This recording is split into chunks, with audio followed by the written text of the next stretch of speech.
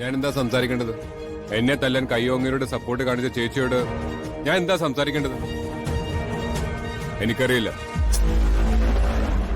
ഇവിടെ നടക്കുന്ന ഓരോന്ന് കാണുമ്പോൾ ചേച്ചിക്ക് ഞാനാണോ ആ കിരണാണോ അനുജൻ എന്ന് പോലും എനിക്ക് മനസ്സിലാവുന്നില്ല. പൃഥ്വി, നീ എന്തൊക്കെയായി പറയുന്നേ? ഞാൻ പറയുന്നതിന് എന്താ തെറ്റ്? ഈ നിമിഷം വരെ ചേച്ചി ആ കിരണയും ദുർഗയല്ലേ സപ്പോർട്ട് ചെയ്തിട്ടുള്ളത്? പൃഥ്വി, നീ എന്താ ഒന്നും അറിയാത്ത പോലെ സംസാരിക്കുന്നേ? എനിക്ക് ധ്വനിമോളാണോ നീയാണോ വലുതെന്ന് ചോദിച്ചാ നീ കഴിഞ്ഞിട്ട് എന്റെ മോള് പോലെ ഉള്ളൂന്നേ ഞാൻ പറയുള്ളൂ.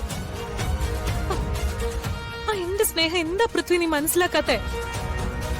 പൃഥ്വി, നീ എന്റെ അനിയനല്ല, എനിക്ക് എന്റെ മോനെ പോലെയാ.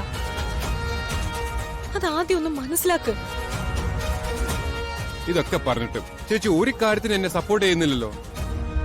പൃഥ്വി, ഞാൻ നിന്നെ എങ്ങനെ സപ്പോർട്ട് ചെയ്യും? നീയാണ് കിരണിനെ കൊല്ലാൻ നോക്കിയെന്ന് തെളിവ് സഹിതം ദുർഗ പറയുമ്പോ ഞാൻ നിന്നെ എങ്ങനെ സപ്പോർട്ട് ചെയ്യാനാ? ഒന്ന് പറഞ്ഞു താ.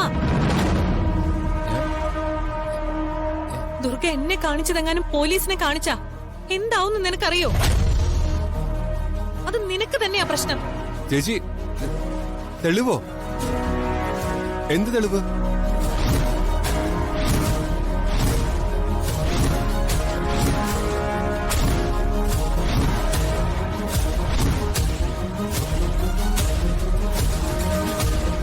പക്ഷെ എനിക്കറിയാം പൃഥ്വി, നീ എന്റെ അനിയനാ.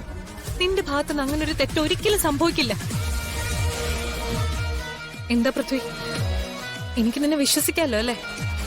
ചേച്ചി, ഞാൻ ചേച്ചിയുടെ അനിയനാ. ഞാൻ ഒരിക്കലും തെറ്റുകയില്ല. ഞാൻ നിന്നെ വിശ്വസിക്കുന്നു പൃഥ്വി. ഉം. ഈ ഒരു കാരണം കൊണ്ടാ എനിക്ക് അവരെ ഇവിടുന്ന് പുറത്താക്കാൻ പറ്റാത്തത്. ചേച്ചി, അത് ഇത് തമ്മിൽ എന്താ ചേച്ചി ബന്ധം? പിന്നെ നിനക്കെതിരെ തെളിവായിട്ട് നിൽക്കുന്നവരെ ഇറക്കി വിട്ടാൽ അവർക്കത് കൂടുതൽ വാശിയാവത്തല്ലേ ഉള്ളൂ. അതുകൊണ്ട് മാത്രം ഇഷ്ടമില്ലാഞ്ഞിട്ടും ഞാൻ അവരെ ഇവിടെ താമസിപ്പിച്ചിരിക്കുന്നത്. പൃഥ്വി, നമുക്ക് ചുറ്റും പല പ്രശ്നങ്ങളും ഉണ്ടാവും. ആ പ്രശ്നങ്ങള് നമ്മളെ ബാധിക്കുമെന്ന് തോന്നിയാ അതിന്ന് കുറച്ച് മാറി നിൽക്കണം. അതാണ് ബുദ്ധി.